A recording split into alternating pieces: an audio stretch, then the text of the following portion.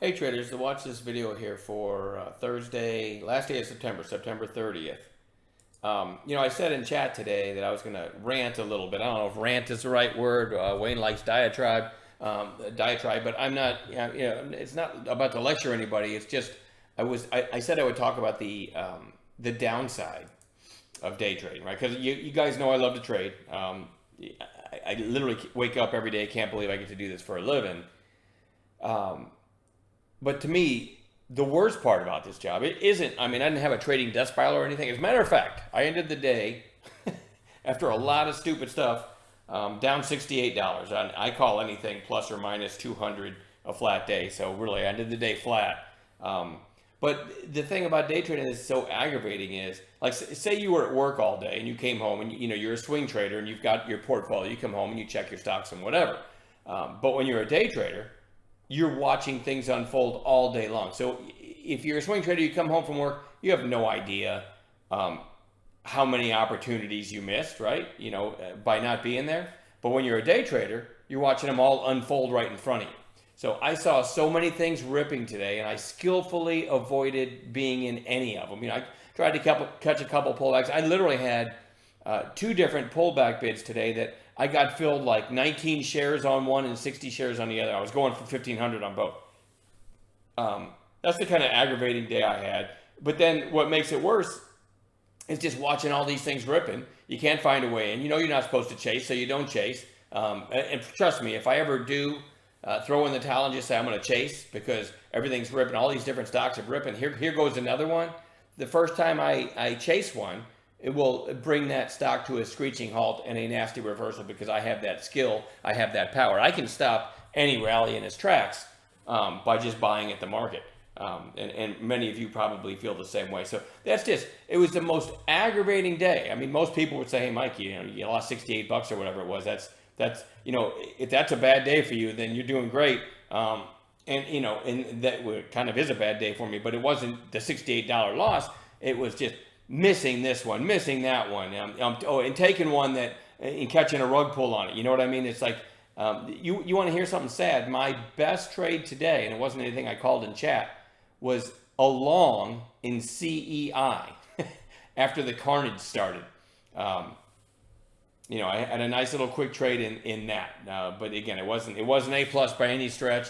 If anything, it was a boredom trade, and I was sick of missing all the good stuff trades. But long story short, you're always going to have days like that. Even on my best days, I end the day always feeling like an idiot. I've talked about that many times in the chat room. It doesn't matter how much money you make, how well you trade. You're always going to look back at the end of the day when the chart's complete and you can see everything that happened, and you're always going to say, oh my God, I sold that one too soon, or why didn't I buy more of that one? Or I cannot believe I took that pullback. You'll never, and that's because we have the complete picture at the end of the day. So it's really easy. There's no other job that you end the day and say, man, I screwed up here, and there every single day, right? Hopefully not, right? It's a weird occupation. I love it with all my heart, but today was, like, for me, as aggravating as it gets. And it's not anybody's fault. It's not like what Wayne tweeted about. It wasn't manipulation. If anything, it was the idiot behind my keyboard, right? Just an aggravating day. And there was, you felt like there was just tens of thousands to be made today. And I couldn't get it.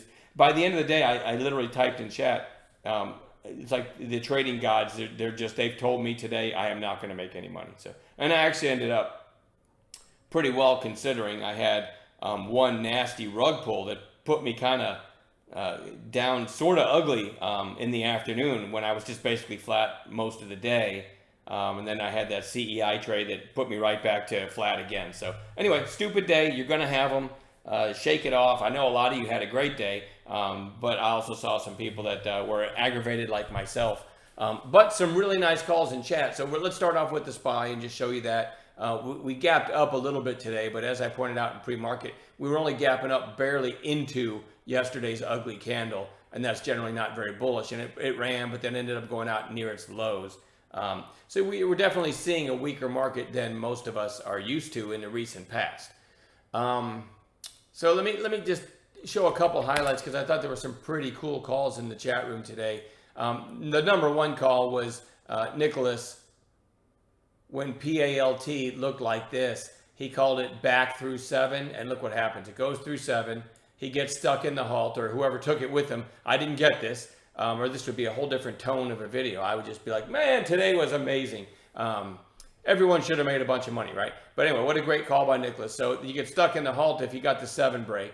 First of all, you had the whole number 7 with the high of day above, which, you know, and it was really, really strong. So his call made absolute sense. And then after the halt, look what it did. Just went nuts. So from his 7 idea, I want to say probably worst case risk was about 30 cents below, which it never even glanced at. It went to 15.20. So it literally more than doubled after his call. That was pretty cool. LICY, Philippe over there in France. This was on the morning gap playlist, and he just called the red to green back through 1160. And, you know, these are 5-minute candles, so 5, 10, I don't know, maybe 30 minutes. It's all the way up at almost 1250, and ended up going to 1273 by the end of the day without ever revisiting the entry. So you got to love that. Really neat call there by Philippe. GOEV I had on Bounce Watch. So I just mentioned the high of day break might be worth a shot, which happened right there. And it did go from the high of day break was 797, and it went to 840. So you could have had some money there. I did make a few bucks there. So there are some highlights from the day. Oh, let me see. I thought I had another one. Man, I don't know why I didn't put it on this page, but I'm going to show it here. DATS Mike Z in chat called a 15s buy zone 16 flush. So it looked probably like this. Those of you who know how to play pullbacks from what we teach from our free webinars or from our trading course, you can see the 15s buy zone. You know, the middle of the 15s buy zone is right about here. He gave the idea of a 16 flush, which means sitting with a bid right below 16. Look what happens. It goes to 1591, and then before it rolls over, went all the way to 1768. So just say you got filled right at 16. It still went up $1.68 before rolling over. That was a pretty cool call also. All right, that's it. The video is getting kind of lengthy already, and I haven't even talked about what I'm watching for tomorrow. So I'll do that now. LICY, really nice volume and a strong close. We're going to watch for a follow-through day tomorrow. Go, put in an inside day today and topped out right around the half. So maybe back through 1750 tomorrow. You've got today's high of 52 and then yesterday's high of 75 stacked above. GOEV ended up closing at its lows, but it is after this nice run from 650 to over 9, you got 3 days in a row down into the 20-day. So it does go back on the bounce watch for tomorrow. So does Toast, which is just another red day. TOST never gave a bounce play trigger. DMYI, also a recent high flyer. Couple days lower now on declining volume. Good bounce play setup. CFLT has fallen from over 74 to 58 in 4 sessions. A relatively new issue, as you can see. We're going to put that on bounce watch. Life, recent high flyer, right?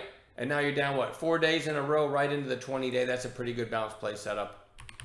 HYZN. All right, this is basically sitting right at all-time lows. But just about a week ago, this was 10, and now it's down sitting at all-time lows. I like this for a potential bounce. I tried to see if there was any news, and it was just, you know, whenever a stock's weak, the news will be riddled with class action lawsuits, and that's because lawyers, much like sharks, smell blood in the water, and they, you know, in these class action lawsuits, I did have someone tell me once they had a nice little chunk of money that they received from one of those class action lawsuits, but I will contend the lawyers are the ones who make most of the money. Anyway, that's all the headlines I could find, but it's certainly a good setup for a potential bounce on. I believe this is, you know, an EV play, zero emissions type. It looks like, glance at the website, I think it was Big Rig Trucks, if I'm not mistaken. All right. Anyway, MQ, another relatively new issue. 3 days in a row straight down, actually hit all-time lows today. But when something's down 3 or 4 days in a row to get to all-time lows, a lot of times the very next day, you get a snapback, right? You think, oh, well, there's no support. It's going to keep falling. And it might. But if I get an A-plus intraday bounce play setup, I will give that a try for a bounce. AEHR, really, really strong stock about a week ago. And you've got a few days lower. I like to switch to 15-minute candles if you've watched any of my videos. Again, this is where it peaked.